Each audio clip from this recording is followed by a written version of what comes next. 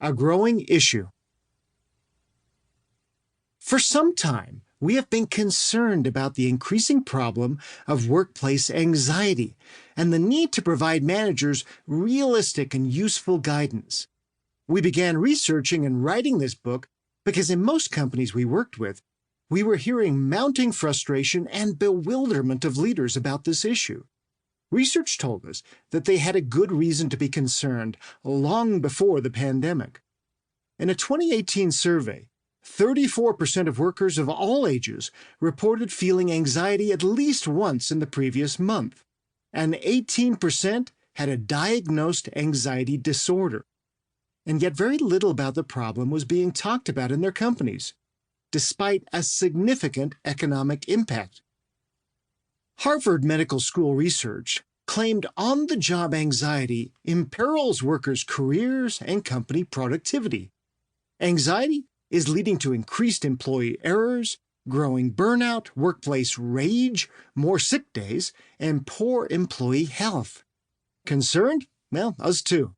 Worry, stress, and resulting anxiety at work can cause employees to lose focus and withdraw, working at a reduced capacity and rebuffing attempts by fellow team members or managers to help.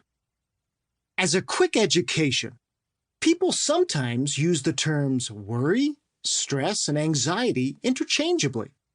Now, while they may travel together, they are different.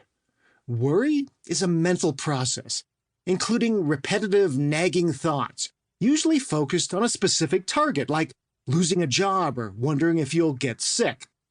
Stress is a biological reaction when changes occur, to which the body responds physically, mentally, or emotionally. Anxiety involves the body and mind, and can be serious enough to qualify as a mental disorder. Anxiety can combine stress, fear, and worry in ways that interfere with life. There are two ways to refer to anxiety. The first is as a symptom of stress and worry. The second is as a classifiable disorder. Now, as you might imagine, the effects of a rising tide of worry, stress, and anxiety have been incredibly expensive for organizations. In America, workplace anxiety is estimated to cost some $40 billion a year in lost productivity, errors, and healthcare costs, while stress is estimated to cost more than $300 billion. The Organization for Economic Cooperation and Development in Paris offers an even more dour assessment of the effects in Europe, estimating the total costs of mental health problems at more than 600 billion euros annually, with anxiety being the most common issue. Though the problem is becoming more serious with older employees, it's been particularly acute with millennials and Gen Z. According to a 2019 study published in the Harvard Business Review, more than half of millennials and 75% of Gen Z reported they had quit a job for mental health reasons. In our consulting work, we found that one of the greatest concerns among managers today is how to motivate younger workers. One leadership workshop Adrian conducted with a group of executives had especially driven home the problem. In the Q&A session, every one of their questions was about their younger workers, specifically about how they were having a hard time handling the pressures of their deadline-oriented business. One leader summed up the general concern for all.